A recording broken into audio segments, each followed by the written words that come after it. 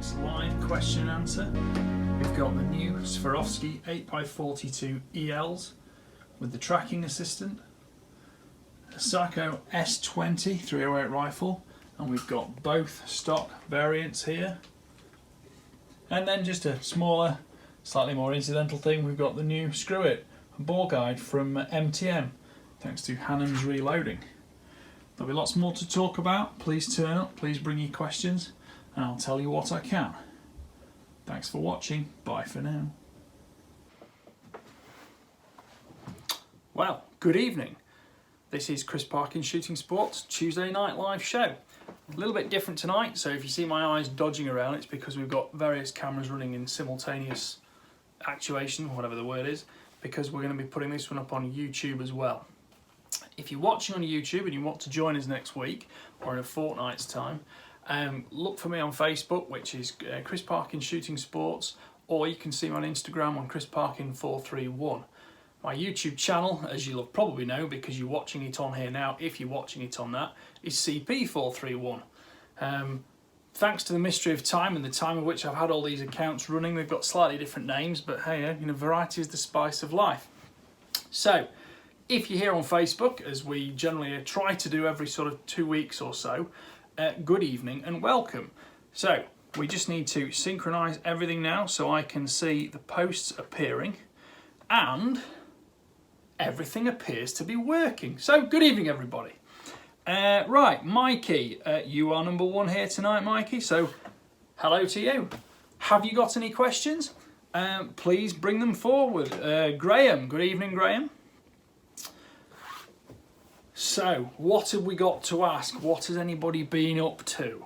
I know we live in strange times, but everybody still manages to find something to do that may be a bit out of the normal. Good evening Neil. What is the build quality like on the Sako? The Sako S20? Interesting. I'll come back to that one in a minute. Good evening, Stephen. Sako S20. Well, I zeroed it, I don't know, last week at some point. And I've actually been to range with it this morning, and I've had a better go with it, tried various types of ammunition through it, chronographed it, blah, blah, blah. All the ammunition shoots deer stalking capability. One or two types of ammunition are superior, which is not unusual at all. Build quality on the rifle, like pretty much most Sakos, is excellent. The barrel turned up super clean. It wasn't even goopy like it had proof rounds to it, although it has been obviously in Finland. I shot 20 rounds to it first day, zeroed it. I've cleaned it this morning, took it again today to range. It shoots fine, nice trigger, bolt operation is super smooth, super slick. Everything fits together tight and beefy. We've got, it's the rifle, I don't know if you can see the rifle, it's actually here behind me. We've got various parts because I got the dealer show box, which has got various different types of stock options. So that's the heavier sort of varmint style forend, which corresponds with the varmint style back end. This one's got the monopod on it, and it's quite good. It's interesting. Everything fits together solidly, and everything works well. The only caveat to that is I did have a few misfeeds because the magazine follower seemed to be a little bit sticky.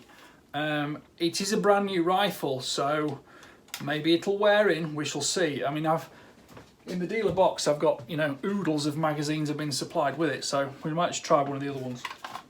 I can demonstrate on this because it's, the same thing in many respects. Particularly like the slender cheek piece. Goes in, fits under your cheekbone, doesn't displace your jaw. That's a big favourite for me. I think I've said about the trigger's good. It's easier than I thought to take it apart because you don't really need to mess with the Torx. It's pretty much everything's T25 Torx, which is a nice uniform fitting to use. You don't really need to use the top one to get the stock off. It goes through the bottom behind the trigger.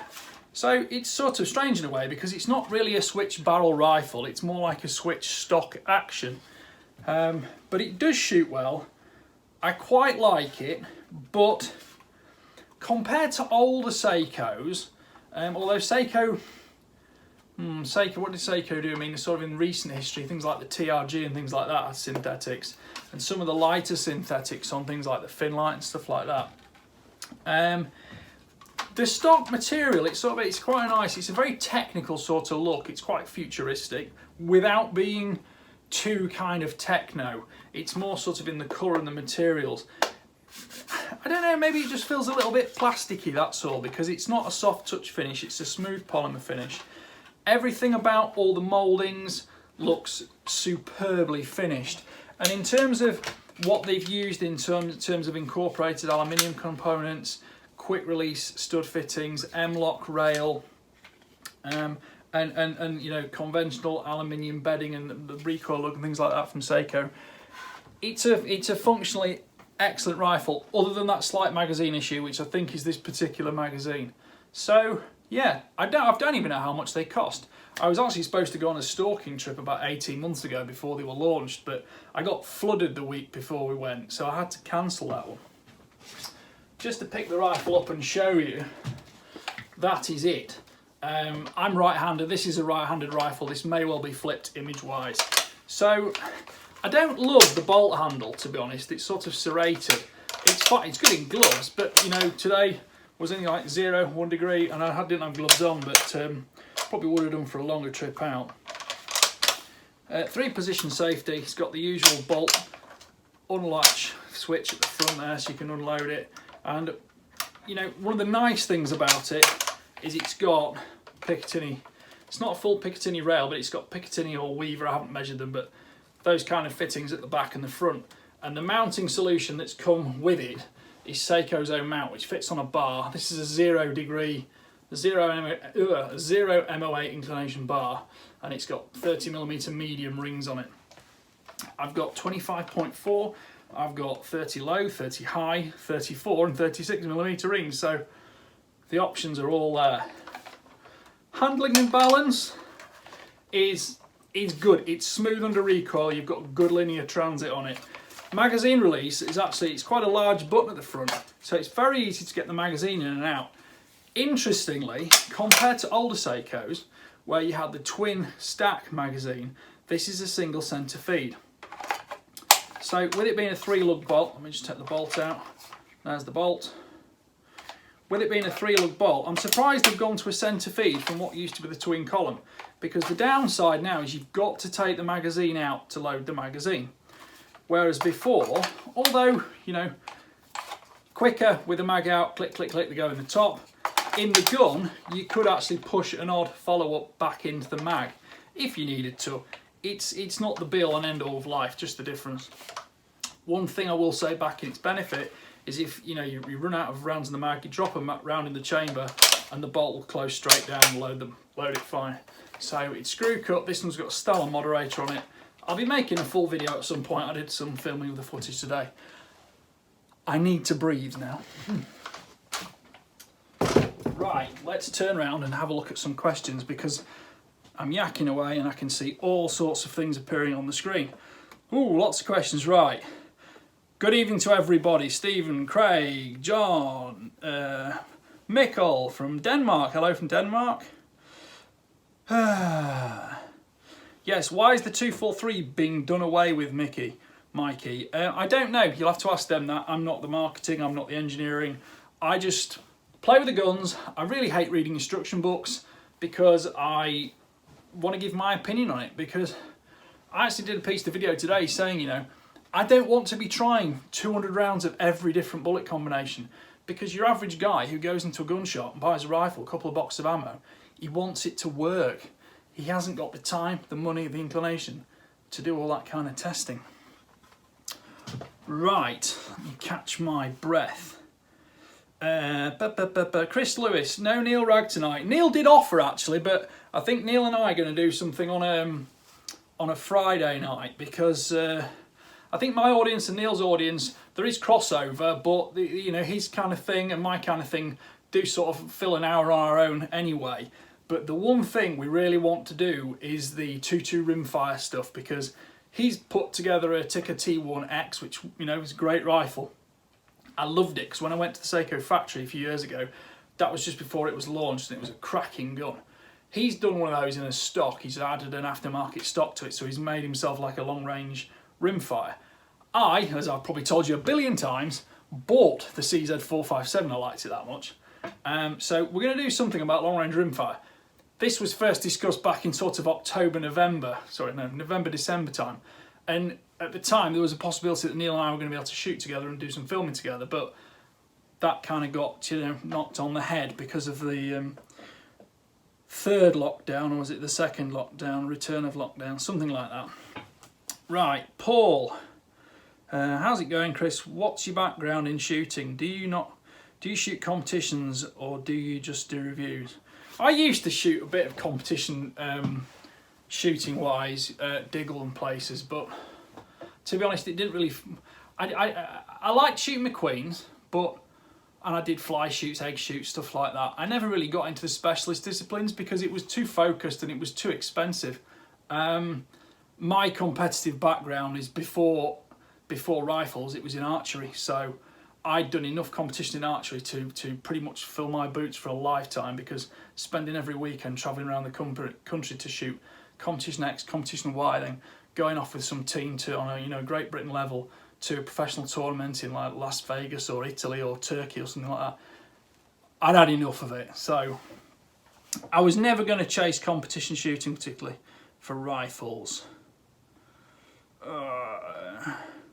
Seen some horrendous videos of rattling parts, magazine adjustable comb. Yeah, the adjustable comb, it was a little bit sticky today in the cold. This one is slightly different to the one on the rifle I was using today. I think the simple thing is, this Sako S20, I think wants to be up there with a Blaser. And everybody seems to judge everything by a Blaser, and the big thing is it going to be an equivalent to a Blaser? Well, no, because like a lot of things, you can never have a direct comparison. But the thing is, the Blaser is a fully modular gun with a switch barrel. This isn't a switch barrel, it's a switch stock. So, anyway, right. Mikhail Subby, would you buy the S20, Tikka UPR, or maybe B14 HMR? I won't buy any of them, because I don't need any guns. Simple as that. They'll all shoot great. Of the three of those, I did like the B14 HMR a lot. Unfortunately, I had a rimfire that didn't go bang very often, so I got a bit fed up with the concept with that. But I think the B14 HMR is a great gun. I don't know what the price is on the S20 yet, but I don't imagine seeing much change out of £2,000 for one. Tikka UPR, I wasn't mad on the stock on the UPR. I don't really like. This is a complete flip side, because Sako, Tikka, same thing. They've put a decent sort of shoulder on here to make, on the butt hook, whereas on the UPR it was much more sloped, and it didn't really lock into your hand. So I wasn't a huge lover of that. But I like the T3 as a starting concept, because I think it is a good rifle. Right, Nick Julian, lovely left-hander. Nick, if you'd have turned up on time, I'd have told you it's a mirror image in this thing, because it's really weird. If you try self-filming with a true picture, you get really weirded out by it. So it's a lot easier doing it as a mirror image. Right, Graham. Seeing as we have 17 HMR and 22 WMR, do you think we will see a 20 caliber to split the difference? Well, ammunition makers do love splitting the difference where we never needed the difference splitting before, purely so they could sell us more guns, more ammunition. Makes a lot of sense, but do we need one? Well, I don't think so, but it's always interesting. Things like 204 Ruger, which I've never done a review on a 204 Ruger. I think I've only ever shot one.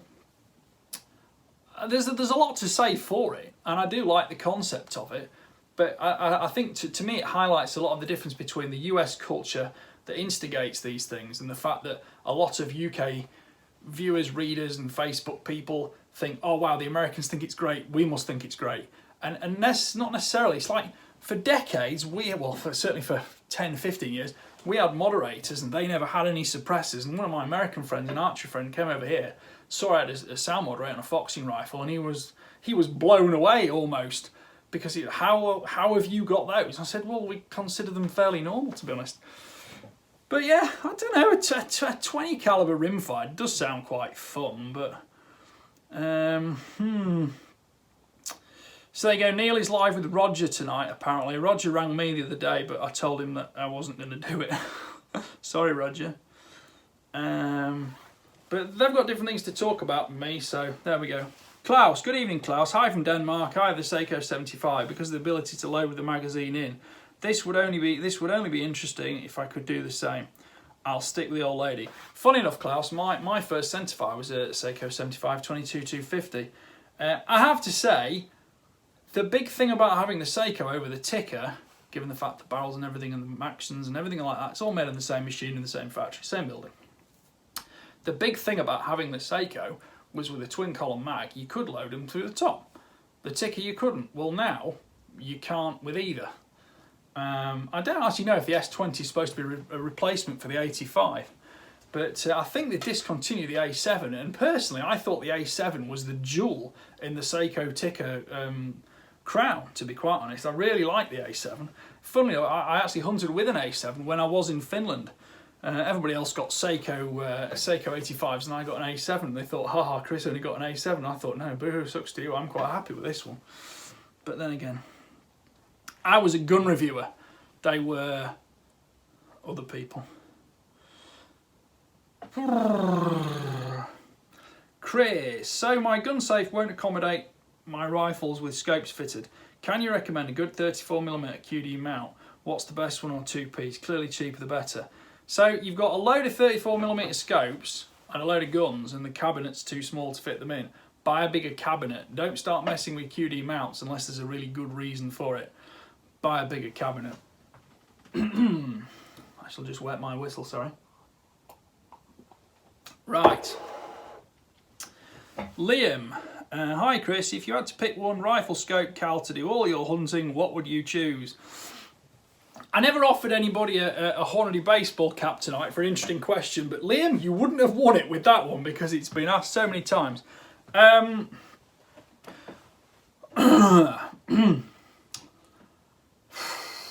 don't know. I really don't know. Given the variety of quarry species and the reality of hunting in the UK with noise and with distance, etc., etc., there's always a place for a 2.2 rimfire, a 2.2 centerfire, and a 6.5 or a 30 cal. I've really got the coughs tonight, haven't I? So I do like the fast twitch 223s, and if you said that was all I was going to have, that'd be great. I mean, something like a 6mm Creedmoor, although not, I don't really see it as a great replacement for a 243, but it's quite an interesting cartridge ballistically and economically speaking in terms of its powder volume and things. I don't really know. If you say to do all your hunting, which is me, then that's rabbits, fox and smaller deer. I don't do much on reds or anything else anymore. So yeah, let's just go with a 6mm something. That would do everything then. And just to make it simple, I'd just have a 243 because I like a simple life. Right. Sean R. Everything Chris picking up on Bergara B14 HMR 6.5 Creedmoor tomorrow. That was one of my favourite guns, and it still is a very good gun. I think it's incredibly good value for money. Right, Paul D, thanks for reply. Sean R, oops, evening. Nick Julian, I liked your review on the CZ target rimming. Who didn't? Even I couldn't stop myself being enthusiastic on that one. Funnily enough, I've just been on the PC tonight deleting all the old footage other than what got uploaded to YouTube because there was about 100 gig of footage and I just can't store it all. Right, James B. Come on, Chris, let's get down to it. Which is best, daddy or chips? Daddy or chips? I'm missing something here, James. You're going to have to be a bit more... You're going to have to explain that in a bit more detail. Come on, tell me more, James. Tell me more. Right, Graham on. I agree with the comment about the gun safe. I can't imagine anything worse than having to remove and refit a scope every time a rifle is used. I moan enough having to take big illuminators on and off things. To be fair, I just use an enormous safe that I can put it in sideways with the illuminator on. Right, what's next? I do apologise to the people on YouTube who are on that camera there if they're watching. I'm kind of looking at a PC for all my questions. I'm kind of looking at Facebook there and YouTube there. So I'm not ignoring you. I'm not ignoring anybody. And at least with lockdown, I'm not going to the barber, so my hair doesn't look quite as thin from on top now. So when I duck down, I don't look red on top as much. Right, we're going quickly tonight. Right. Gary B. Hi Chris, thinking of rebarreling my Howard 223 from 1 in 12 to faster twist. What's your thoughts? Yeah, go for a 1 in 8, Gary. One of my REM 700s has got redone with a 1 in 8 and I love it. 69, 77 grain bullets, fantastic. Mine's a wild, but it's only a slightly different chamber dimension difference on the throat and lead. Get Dave Wild to do that at Valkyrie Rifles. But yeah, an 8. I don't think there's any need to go faster, and 9's a bit of a halfway house that sort of limits you at the 69-ish. Right. Padrig, hi Chris, which spotter would you recommend? Pulsar Axion, Key XM22 or Hikvision Vulcan 15? Haven't used either of them, so can't tell you. Can't tell you because I haven't used either of them. I'd use the one that, with it being a monocular, I'd use the one that's most comfortable to use on either eye because I think it makes a lot of sense to be able to swap back and forth, be ambidextrous. Chris, do you know what a good calibre is for shooting European bison? Well, number one, thank you for a different question. Number two, no. I'm trying to think of European bison, how big's that? I think you want to be in the big 30 cals, don't you? Maybe this sort of 338 Sporting, 338 Win Mag maybe? I don't know, I may be very, very wrong on that one. You certainly don't know, I don't think you need a sort of a big boomer long range kind of thing, but I think you certainly want a bit of shorter range knockdown power because it's a fairly big beast, but I'm not the hunting expert in that respect, so I don't think you can beat a big heavy bullet going moderate speed personally for hunting. Right, I thought he meant, right, Matt Gould, I thought he meant HP source, but I wasn't quite sure. Right, HP source. So what was the choice, James? It was Daddy's or something or other. I don't know. There's too many questions tonight. I can't keep up with them all. Right. I don't like brown sauce. I don't like Daddy's. I'm a Heinz tomato ketchup guy, and I only really have it on bacon sandwiches. Nothing else really. Occasionally on chips. Right. It was an advert. Right, Graham. It was an advert. Obviously. Something you've seen that I haven't, but anyway, there we go. Chris L. Why is the 17 HMR a conventional bullet shape compared to the more domed shape of the 22 rimfire calibers? Well, 22 rimfire, number one, is not a jacketed bullet, it's a solid lead bullet. And I don't think you can make them that pointy that consistently, but that was the way most bullets were made back in those days, sort of stemming on from the oh dear, we've got a bit of a connection problem here. So still like that. Stemming on from the cast bullets, then you onto the Mini A and all that kind of thing. And I suppose 22 rimfire, it's just how it is. And when you went onto 17 HMR, you went into the jacketed bullet. So why would you not do? And of course, with the hollow point and the polymer tip, you've got better expansion capability. So I would suspect it's something to do with that because it was designed as a very, very rapidly expanding bullet. And a 22 rimfire doesn't expand that rapidly because A, it's pretty much solid. I mean, something like a Winchester hollow point does give you a bit more thwack than others, but it's almost solid in that respect. And although it does deform, it doesn't sort of disintegrate like a 17 HMR does at high velocity, because the HMR is doing, you know, like 2.5 times the speed. Right. Alan Crosby, what do you think of the Delta Javelin scope, mate? I haven't had one, I'm afraid, so I can't tell you. but I am going to have to try and just refresh my computer here because it appears to have lost some questions. So just give me one moment, please. Oh dear, where's it gone now? Oh dear, dear, dear, dear, dear. We might not have any questions going on here. Oh dear. 1 second. 1 second.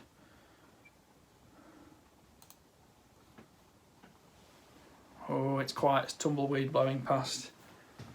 Right, here we go. Yeah, we've got it back up now. Got it back up now. Alan Crosby, what do you think of the Delta Javelin? Right, I've not had one. I think I've had something from Delta and it was all right, but you know, that's judged against what it cost. I don't really try and judge anything of mid-range against something of top range because the money, you know, money talks. Luke Roberts, do you review shotguns or just rifles? Cena Browning Maxus JM edition. Well, I don't know who JM is. John Moses Browning, perhaps? Luke Roberts, no, I don't review shotguns because although I do shoot shotguns, I wouldn't consider myself particularly knowledgeable about them. I'm not hopeless with them, but I'm certainly not excellent with them either on game, pigeons or clays. But I certainly get to shoot a few, especially on trips away, and particularly with Browning actually. But yeah, not done anything with them this year for, you know, the reasons we all know. Oh. Right, hi Chris, how does the S20 Hunter setup compare to the S20 Precision weight-wise? Would you say the Hunter is a stalking rifle and which would you go for? I haven't actually weighed them yet, but considering the fact that regardless of which stock you use, you might want a different barrel, and I don't know what the barrel availability is, but that's your stock difference. I don't think there'll be a huge amount of weight in them.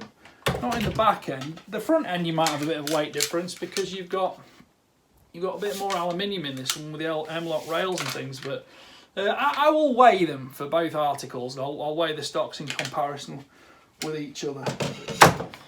But that's not one for tonight. Tell you what, nobody's interested in these incredibly expensive binoculars yet. But we might get to that. Right. Stephen B. Right, Night Force or Element Optics? Well, I've had an Element recently on the FX Impact 2 Bronze Edition Sniper 32 foot-pounds. There you go, remembered it all. It was quite a good scope, but it wasn't the kind of scope I've used hugely over vastly different light conditions and distances. It did everything it needed to do quite well, but I don't think it's comparable with a Night Force. Interestingly, both of them come from Sportsman Gun Centre, and the Night Force is considerably more expensive. So I've had a lot more experience with Night Force. I used to own a few Night Force. They're very solid scopes. So again, I think the money is dictating that one, and I don't think the Element, although it was very good, specifically things I didn't review the scope in its own right. Things like the clicks and stuff like that. Everything worked, everything dialed, everything tracked okay, but you know the clicks aren't quite as solid. Clunk, clunk, clunk, clunk, clunk. There's a bit more. I won't say now. How do I describe that? They are good tactile clicks. They're just not as solid and clicky clunky as the Night Force. Night Force scopes were for quite a long time an absolute benchmark, and they're still a very reliable optic. Right, Daniel B. Good evening, Chris. Have you used the SpyPoint Link Micro trail cams? No, I haven't. I'm afraid. I think I used some SpyPoint stuff a few years ago, but you know, it's in that electronic market. Last week is old news. So, as for the new stuff, I couldn't tell you. Ah, right. Jerry Mikulek. I never know how to pronounce his name. I do know who he is. Right. So, great. Yeah, well, he's very good at what he does, so if that's the special edition Browning shotgun, that's that. I assume he'd be like a Mossberg guy or something, but I don't know. I don't really follow what he does, so. Chris L, my missus just lost the plot when I said I need a new safe floor. Can I sneak that past her in my one gun bag? Chris, I really mustn't go into this because...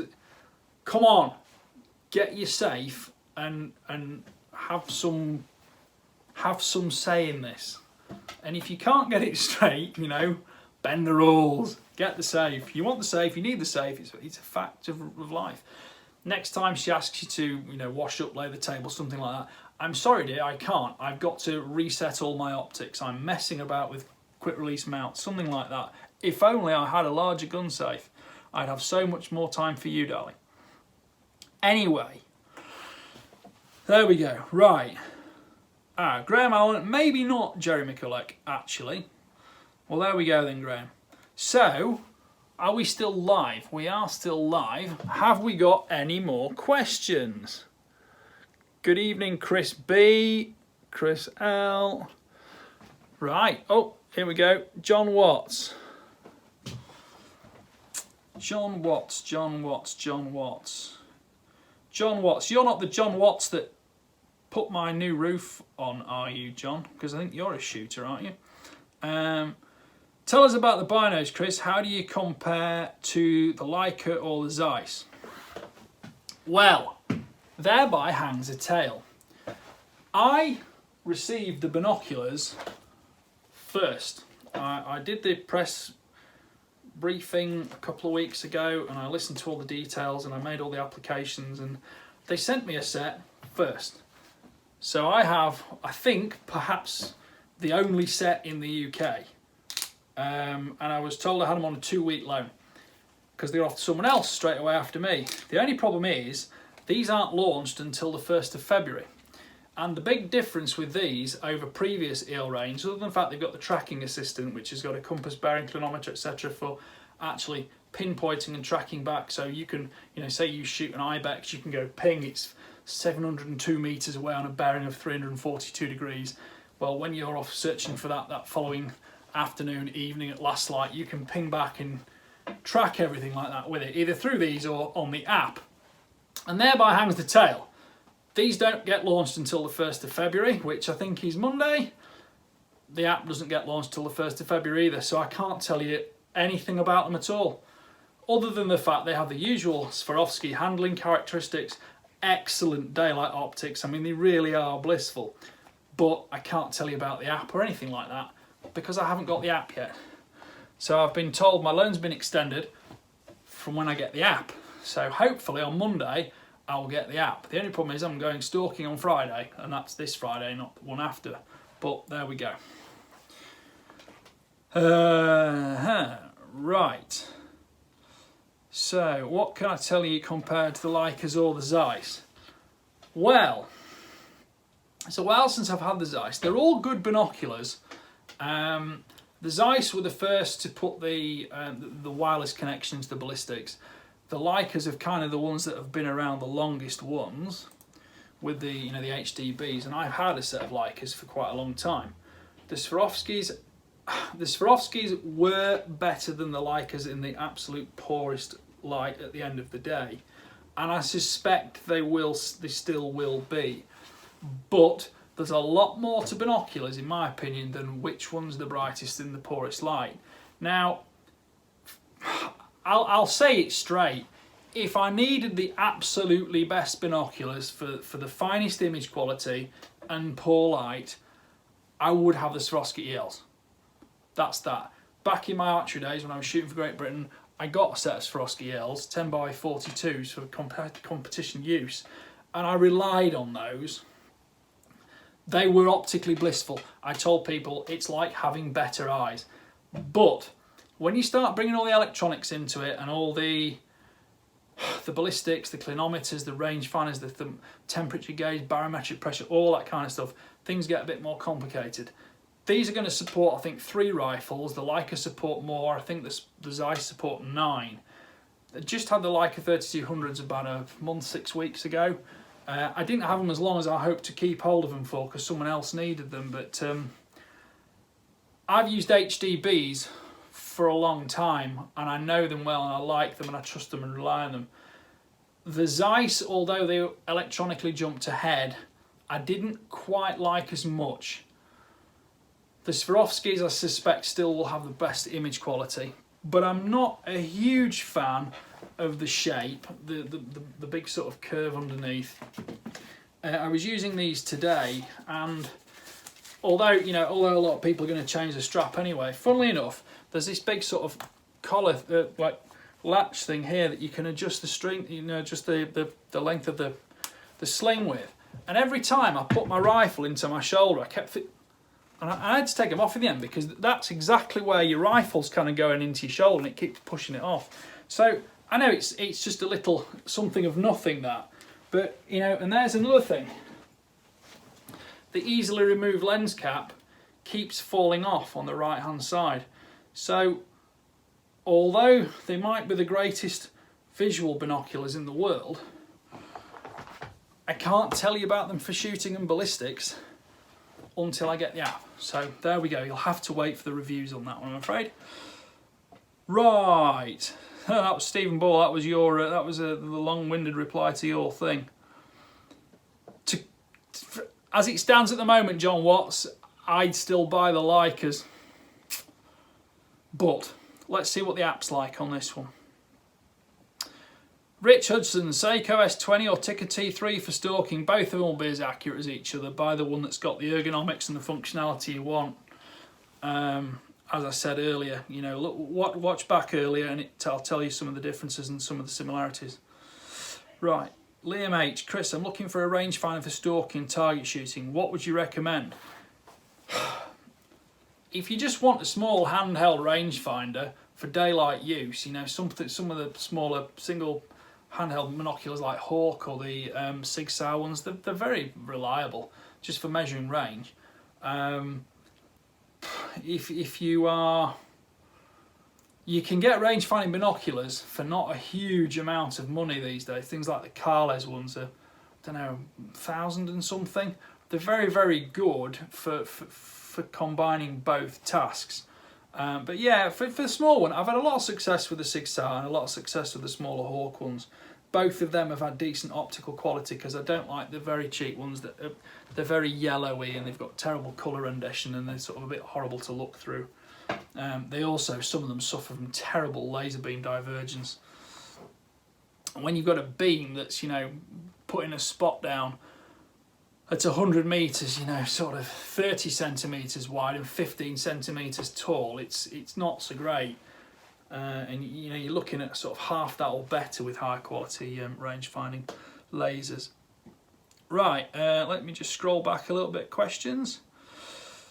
If you're doing serious target shooting and you are at long distance, something like a terrapin, or you are going to want to move into the high end, because if you've got big beam diversions for long distance, you'll be missing the targets, or you'll be splattering so much laser down there you won't hit what you want, or you'll hit everything around it too. Right, Matthew G, do you zero on a clean barrel and clean after use?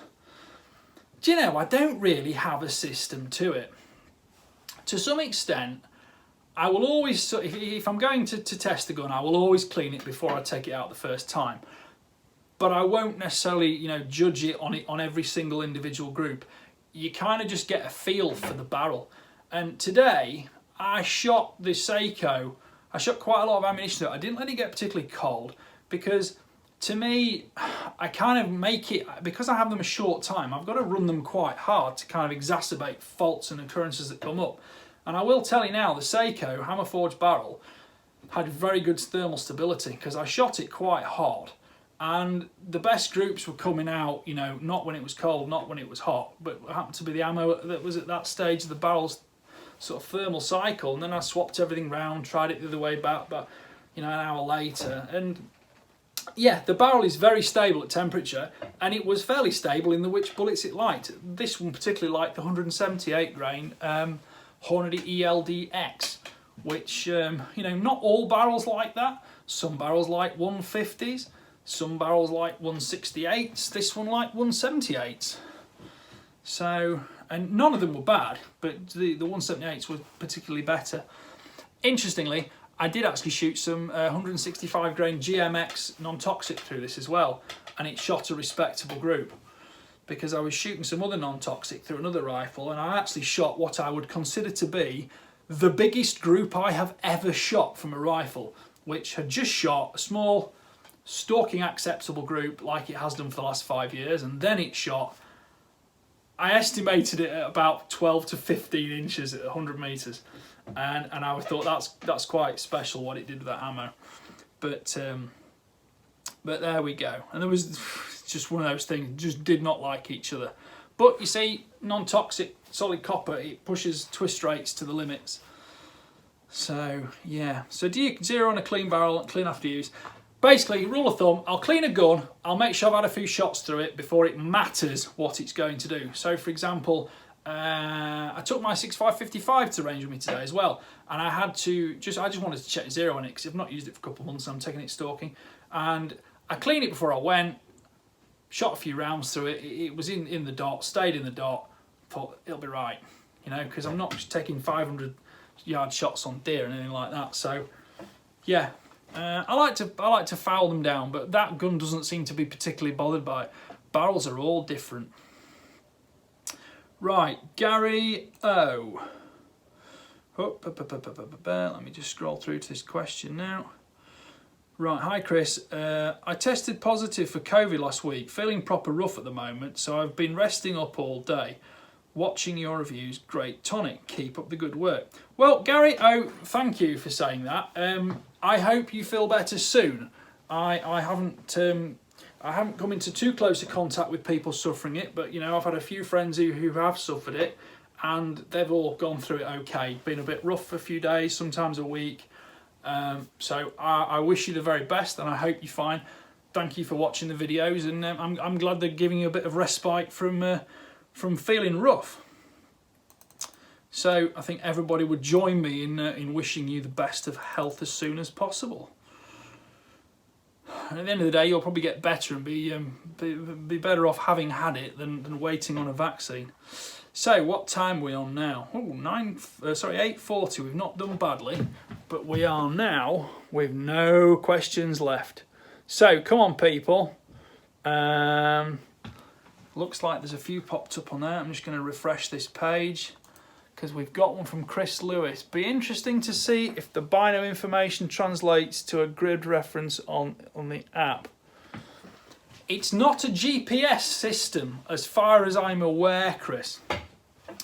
It basically gives you a range and a bearing. So you've kind of got to trace back on that range and bearing in a bit more of a standard navigational way.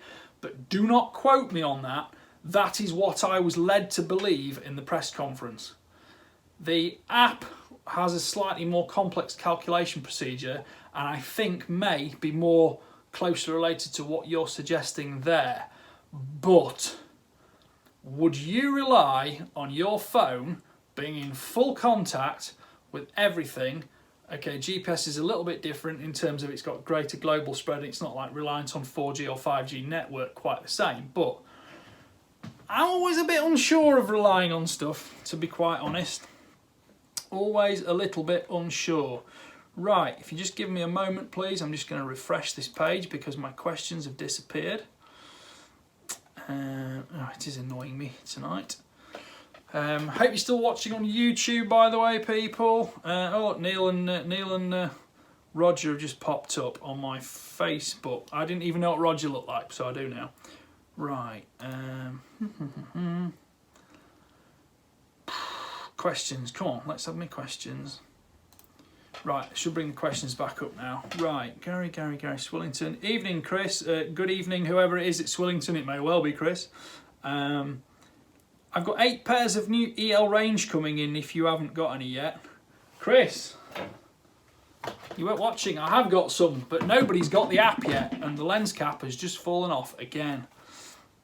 So yes, Swillington Shooting Supplies, I've got some, I just haven't got the app, and neither have you. And don't tell me you have, because you haven't. Because if you have, you're lying.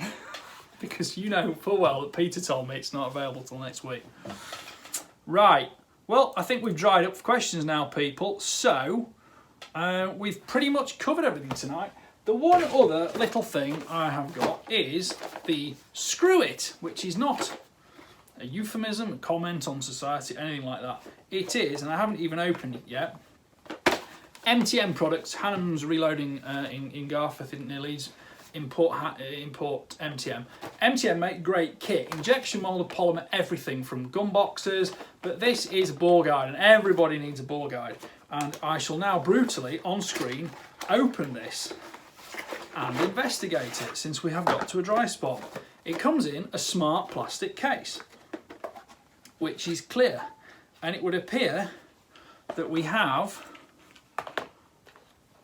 various sections for it, and sort of these will be the caliber specific or chamber specific, how should we call it, nozzles, points, whatever. And I would think these will screw together somewhat or poke in, and I'll read the instructions later, but this is going to give you, its bore cleaning option, and it has got all sorts of bits for the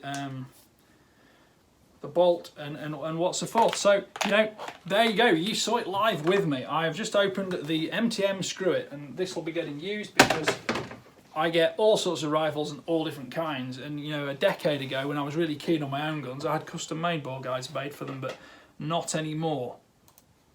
I use which one? How much is the screw it? Bear with me. I have it written down somewhere. I'll have to go off camera now.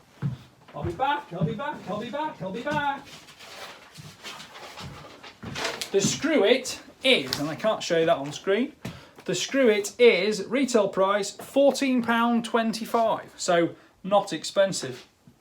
The other thing Hannah sent me today is that I have a new 42-inch long tactical gun box. So this is the smaller one, it'll take AR-15s, smaller rimfires, air rifles, bullpups, things like that. I'm half suspicious that my CZ457 might go in this, and I'm also told there's going to be a larger 52-inch version for longer rifles going to be launched soon. Those are, let me just double check, that's going to be $64.95 for that. I can't really open it in front of me because I'll just drop it and I've nowhere to put it down. But it's similar foam lining, that kind of thing. The one thing I'll say about MTM moulded products is they use decent polymers and they are well moulded, so they don't crack when it goes cold. The latches work, everything works when it's cold, everything works when it's hot, and it doesn't jam, stick and break. So I will say I've never had anything from MTM that was a disappointment, and as somebody who spent 4 years at university learning about injection moulding plastics, yes, I'm a bit of a stickler for that one. So yeah, MTM are doing a good job. Stephen B, have a good stalk on Friday, thank you. Well, we'll see. Right, Chris Lewis just answered your question. So I'm going to have a little scroll on here because it seems that the laptop is lagging for questions tonight. Have we got any more binos? Any more questions? No, right. Well, I think that is our lot for tonight then. So you've probably all gone to see Neil and Roger late now. So this screening has lasted about the same time as Roger's phone call did to me the other day, and I'm still not quite sure what it was for. But there we go. Roger won a hat the other week. He won one of the Hornady hats. Or I think I just gave him a hat. We have... can you post the link for the Screw It? Chris, no, I can't. Basically, Google is your friend. If you just type in Hannams Reloading, H-A-N-N-A-M-S, Reloading, which I'm sure you can spell, which is R-E-L-O-A-D-I-N-G, you type in Hannams Reloading for the MTM, or just go in MTM Case Guard, which is the website for the company, and that will give you, no doubt, direct access to MTM Case Guard, which might have been mirrored there, what is it? But yeah, MTM Case Guard, you'll find it on Google. Everything is on Google somewhere. Right, well, I think that is it. So unless anybody wants to drop in at the last minute, Jonathan Hodgson there, we got a late comer, but you're a name of many appearances before, so anything, anyone, I think we've covered everything that's sort of sitting behind me. Sako, Swarovski, MTM, there's so much other stuff, but there's only so much stuff I can fit behind me. Keep your eyes on my YouTube. I am, as the weather allows, making some videos here, making some videos there. I've still got regular articles in Gunmart, Rifle Shooter, Sporting Rifle. I'm doing a little bit for Shooting Times online at the moment. Mikey Tucker, any chance of reloading lesson one night? Well, I'm assuming you're implying you need it online because we can't meet for things like that. But no, in a word, because reloading is a passion, and if you want to pursue it, I would seriously suggest buying a reloading manual, which is not the same as a data book. Buy the Hornady version 10, version 11, whatever it is, reloading manual, and learn about how, why, what you reload, what to look for, what's the procedures, what's the pressure signs, what's the things to look for, because it is not about just going, what powder do I use in this rifle? What is the way to do this? Because there is no such thing as the perfect solution for every rifle. You have to learn how to tailor it to you. It's the equivalent of going to a very nice shop and buying a suit from a rail. That's factory ammunition. You say, I need a 44-inch chest, a 34-inch waist, you know, a 34-inch leg. Great, it'll fit you all right and it'll work. That's factory ammo. Well, going to a tailor and having a suit handmade to fit you will not only fit better, look better, and be a lot more expensive in the long run. Not necessarily more expensive in terms of hand loading, but you have got to buy all the gear to do it. It will fit your rifle, but you have got to learn how to tailor it, because although you can be taught, you've still got to learn and you've still got to do it, because you'll be the one that's, you know, you're still the nut behind the butt and the guy that's triggering off that round going boom 6 inches from your eyes. So buy the Hornady version 10, version 11, whichever is the latest one, reloading manual. It will tell you how to reload, not just the recipes.